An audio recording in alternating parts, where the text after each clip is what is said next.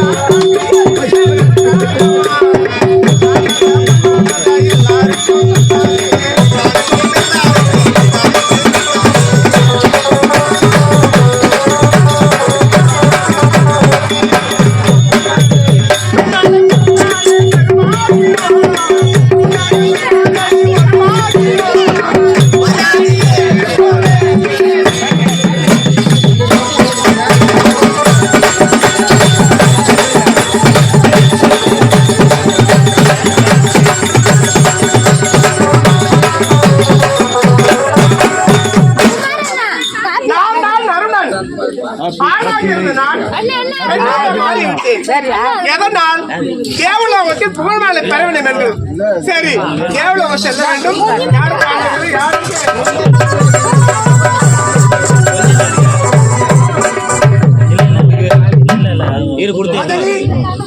பெண் உருவம் காடு நான் எடுத்த பெண் உருவத்தை பார்த்தாயா?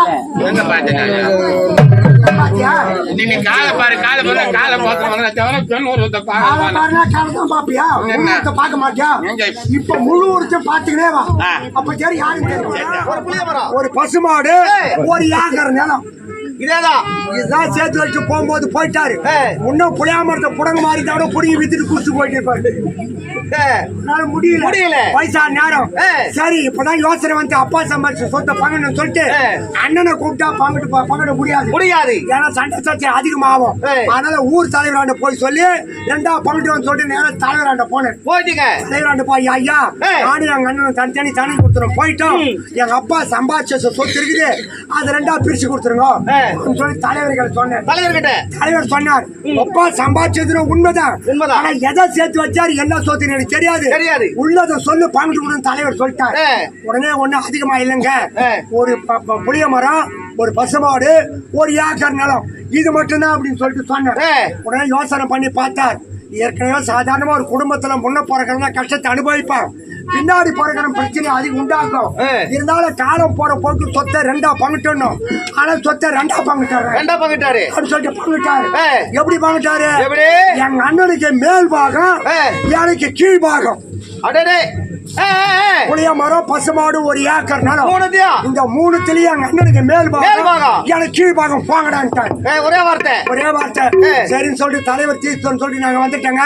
எங்க அண்ணன் சம்பாதி சாப்பிட்டுங்கிறேன், நான் சம்பாதி சாப்பிட்டுங்கிறேன். 1 மாசம் 2 மாசம் ஆச்சு.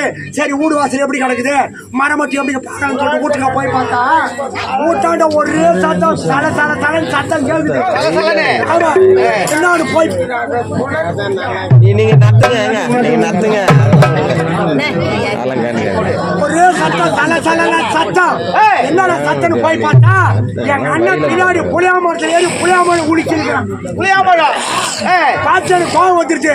எவ்வளவு திமிருக்குன்னு சொல்லிட்டு நேரா கோணி எடுத்த போனா மொத்த பாய்ச்ச மாதிரி கோணியில போட்ட மாதிரி தான் மேல் பாகம் சொன்னாங்க, உனக்கு கீழ் பாகம். அப்ப மேல காய்ச்சிருக்க காய் யாருக்கு சொந்தம்? புளியாமரத்து மேல இருக்கிறவன் தான் சொந்தம். மரத்து விட்டு கீழே வந்தா யாருக்கு சொந்தம்? கீழ் பாகம் ஆமானு அப்படியே பார்த்து கிடக்குறாங்க. ஆமானு வந்துட்டான். அப்புறம் ஒரு பசுமாடு இருந்தது, கண்ணு போட்டு பால் கறக்குது.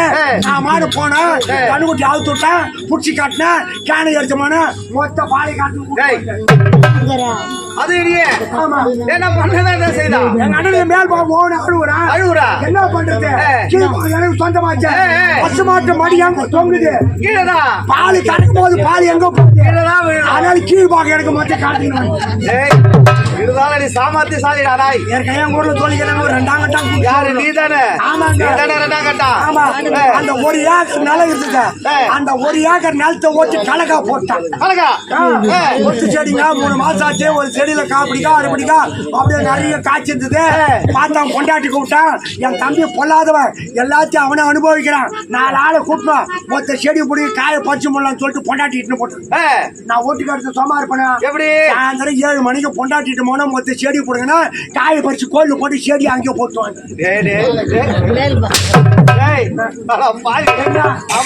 என்னதான் செஞ்சா? ஏங்க மேல் பாகம் அவனுக்கு மண்ணுக்கு மேல இருக்கிற அவனுக்கு மண்ணு கேட்கு, செடி அவனுக்கு கீழே இருக்கிற காய் உனக்கு. தலைவர் சொல்லி தீர்ப்பு. நீ 2ஆம் கட்டம், நான் 2ஆம் கட்டம். அப்புறம் வேற என்ன? அதாடா பார்த்தான் தலைவராட. ஐயா எங்க அப்பா சம்பாதிச்ச சொத்தை அனுபவிக்க முடியல. நீங்க சொன்ன தீர்ப்பு பிரகாரம் என்னமே செஞ்சு பார்த்தேன், ஒரு பலனும் கிடையாது. நீங்க தீர்ப்பை மாற்றி சொன்னா என்னால பணிக்க முடியும் அப்படின்னு யோசனை பண்ணாரு. சொன்ன மாதிரி சின்ன பிரச்சனை பண்ணிட்டான் பத்தியா. ஆனா தீர்ப்பை மாத்திடுறேன். ஏற்கனவே உனக்கு மேல் பாகம், உன் தம்பிக்கு கீழ் பாகம் தான் சொன்னது. இனிமே உனக்கு கீழ் பாகம், உங்க தம்பிக்கு மேல் பாகம் பாங்கடான்ட்டாரு. நான் மனுவன்ட்ட சரி தலைவர் தீர்ப்பு சொன்னாரு அப்படின்னு சொல்லிட்டு அந்த கம்யூனிட்டி கெட்டு வந்து கிடக்கிறமே என்ன பயிர் வச்சா சம்பாதிக்கன்னு சொல்லிட்டு அந்த கம்யூனிட்டி குதிக்கு தேவை. கண்டிப்பா இருக்கு. ஆமா. அந்த 1 ஏக்கர் ஓட்டி கேவுரு நட்டான். உள்ளகவரு 3 மாசம் கதிர் செண்டு பார்த்தா கோடி எடுத்துமான 60 எடுத்துமான கதிர் மொத்தத்து போட்டு மாட்டு போட்டு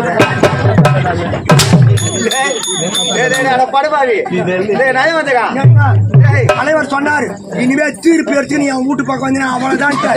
நீ கூட பஞ்சாயத்துக்கு வந்து பாரு, நேரம் கீழ் பக்கம் தான் போனது. மகனும் ஒரு 2 பேரும் அதே இடத்துல வெட்டி போட்டு நேரம் நான் கட்டுக்கிறத கொட்டி வைக்கிறேன். நீ ஒரு வந்திருக்க அவனை பத்தி என்ன கேட்காத.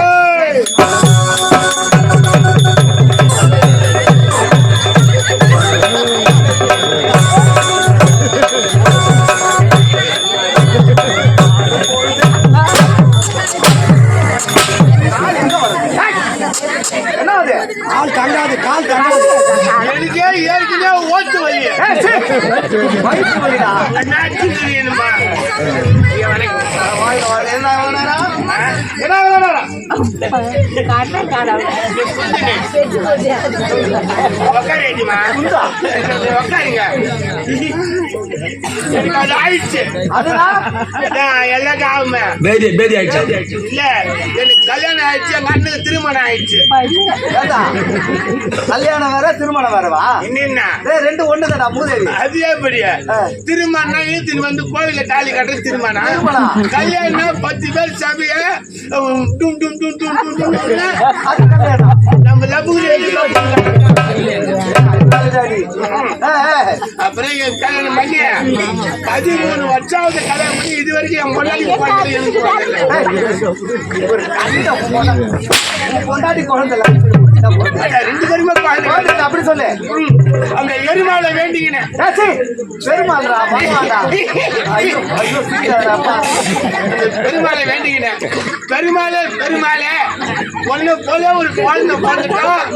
உன் படியேறி வந்து உண்டிக்கிட்டு என் குழந்தை நிக்க வச்சு உண்டிய ஒரு 3 சூச்சி சுத்தி 3ஆவது சுத்துல என் புள்ள கை விட்டு பாருக்குன்னு வேண்டிக்கிறேன்.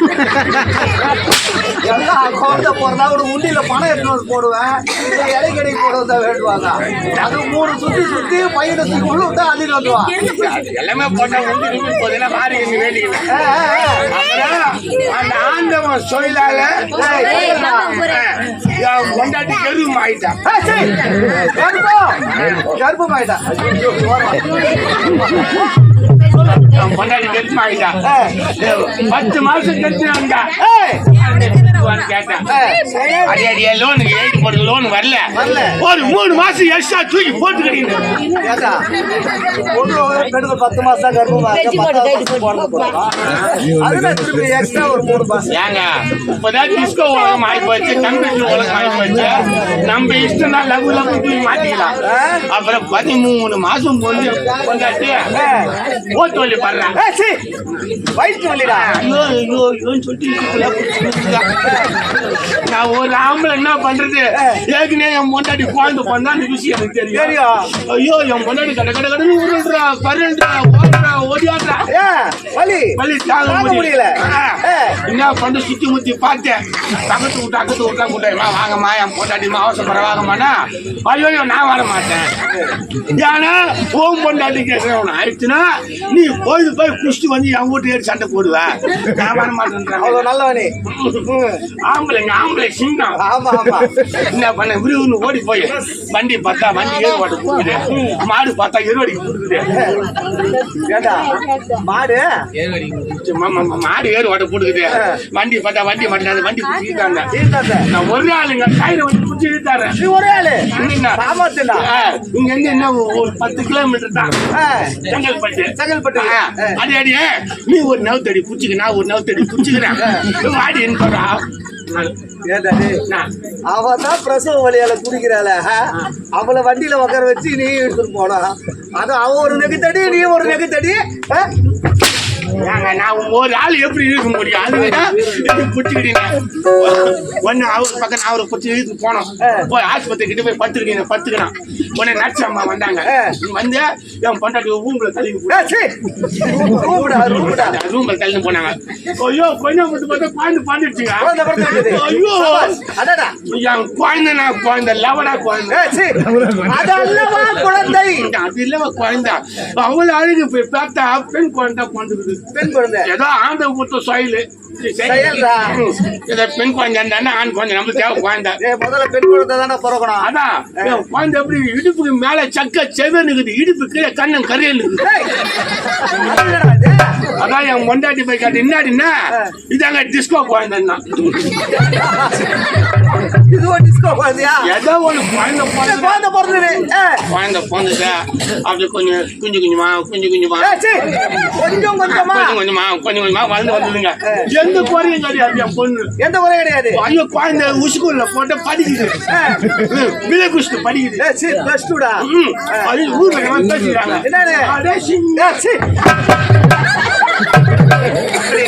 இப்படியாப்பட்ட குழந்தை யாருக்கு பிறக்காம குத்து வச்சுடுவேன். அந்த குழந்தை குண்டு தலை நிமிர மாட்டுது. வயசு வந்து பொண்ணு அக்கம் பக்கம் போகுது பத்தி பேசிக்கிறாங்க. அது ஊர்ல இருக்கிறவங்களா என் பொண்ணு பத்த அடிச்சு வளர்த்துக்கிறேங்க. கண்டிஷனா அவ்வளவு கட்டுப்படா வளர்த்துருக்க. ஆமா என் பொண்ணு பாருங்கன்னா பேசிச்சுன்னா நான் வந்தேன்னா ஓட்டாடுற வீட்டுல வந்து போடுவோம். உன்னை பார்த்தா அவ்வளவு பயம். அடில அரைப்படி மூத்திரம் பேஞ்சு சொல்றீங்க. அவளை அட்டாச்சு ஒன்னு அந்த மாதிரி பயத்துல என் பொண்ணுக்கு எந்த குறையும் கிடையாது. மாப்பிள்ளை வீட்டுக்காரு வர்றாங்க. என் பொண்ணு பாக்குறாங்க.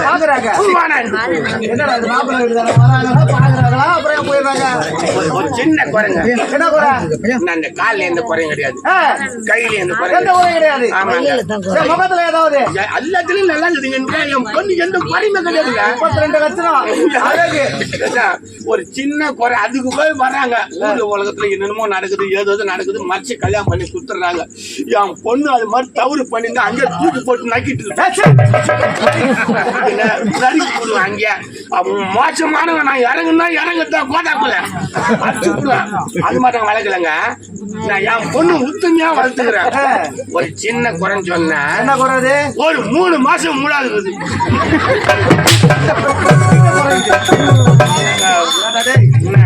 கல்யாணமே ஆகல.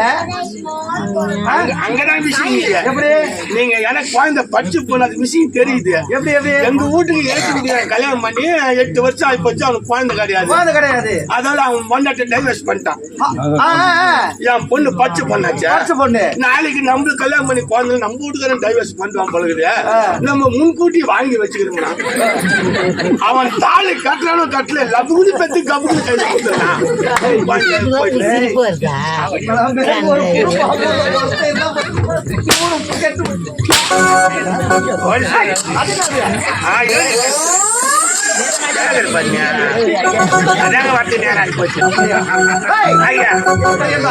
இந்த வஜ்ராயுதம், கல்லையானை, காமதேடு, கற்பக வருஷம் அனைத்து துணை கண்டு தேவருக்கெல்லாம் தலைவராக தேவ இந்திரன் பயன்படுத்தி சீரம் சிறப்போடு வந்து வருகிறேன். அப்படி இருக்கு என்னுடைய ஆட்சியில் குறை என்பது ஏதாவது? எந்த குறையுமே கிடையாதுங்க. முறையிட்டு பார்த்தால குறை என்பதே காண முடியாது. அவர் கேக்குறேன் நீ என்ன வேலையை பார்த்துட்டு போ. என்ன கூட்டா சொல்றேன். உனக்கு எனக்கு பேச்சு கிடையாது. அவனதான் சொல்லிட்டேன். மரியாதை கொடுத்து மரியாதை வாங்க. என்ன சொல்லுகிறேன்?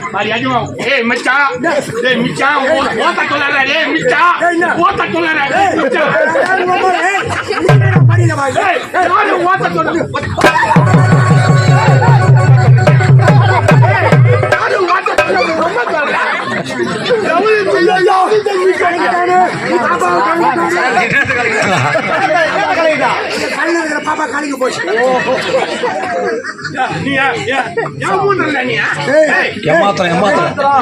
நான் உன் பேச்சு வாங்கல. முக்கால உன் பேச்சு வாங்கல. உன் பேச்சு வாங்கல.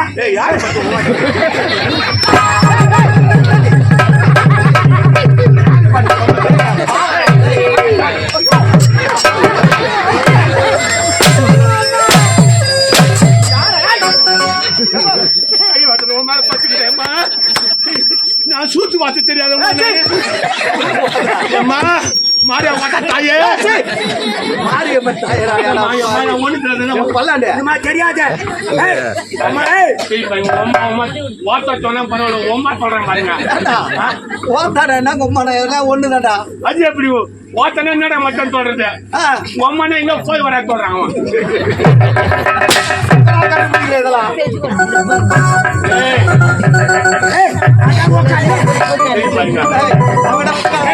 நான் ஒரு வாசப்படி நீ ஒரு வாசப்படி. நீ அந்த மாதிரி என் பேச்சு வந்து அவங்க மரியாதை பேச்சு பண்ணலாம்.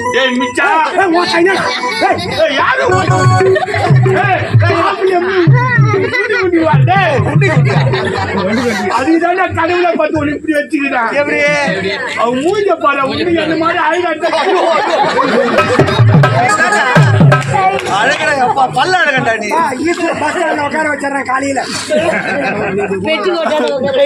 பொம்பளைக்கு பொண்ணுன்னு. சரி அவன் பொம்பளைக்கு போடுறான். நீ யாருடா போறதா? எங்க அம்மா இல்லைக்கா? அம்மா யாரு? அம்மா யாரா? அவங்களும் பொம்பளை தான் போலுக்குது. அம்மா தாயே, நீ கோவில் எங்கிட்ட லீவு போட்டு ஏறி வேலைக்கு பூட்டியம்மா. ஏய், அதெல்லாம் போகட்டும். இருந்தாலும் வெளியிட ஆட்சியில் முறையிட்டு பார்த்தால குறை என்பது கிடையாது. பார்க்கவே முடியாது. ஏய், இருந்த பொழுதிலும் என் மனதிலே ஒரு குறை இருக்கின்றது. ஐயா, அள்ளி தரக்கூடிய வள்ளல் வாரி வழங்கக்கூடிய வரீங்க உங்க மனதில அறியா. ஆமா. என்ன குறை தெரியுமா? ஒரு நேரத்திலே பூமாதேவி ஆனவர் என்னிடத்தில் வந்து முறையிட்டார்கள். என்னவென்று தெரியுமா? பூமி பாரம் அதிகரித்து விட்டது, என்னால் பூமி பாரம் தாங்க முடியவில்லை, எப்படியாவது நீங்கள் தான் இந்த பூமி பாரத்தை தீர்த்து வைக்க வேண்டும் என்று முறையிட, அன்று அவர்களுக்கு நான் சத்தியம் செய்து கொடுத்தேன், பூமி பாரத்தை தீர்த்து வைக்கிறேன் என்று. ஆனால் அந்நாள் முதல் இந்நாள் வரை என்னால் அந்த பூமி பாரத்தை தீர்த்து வைக்க முடியவில்லையே என்ற குறைதான். எவனோ சாராயன் சாராயன்றான். நாராயணன்டா. நாராயணன் சாராயன். ஆமா, அது ஏகிற எத்தனை நேரமா உதவி. ஏய், ஐயா. ஏதோ வீணாக கேட்கின்றது. நல்லவனா இருந்தா வழிவிடு, தீவனா இருந்தா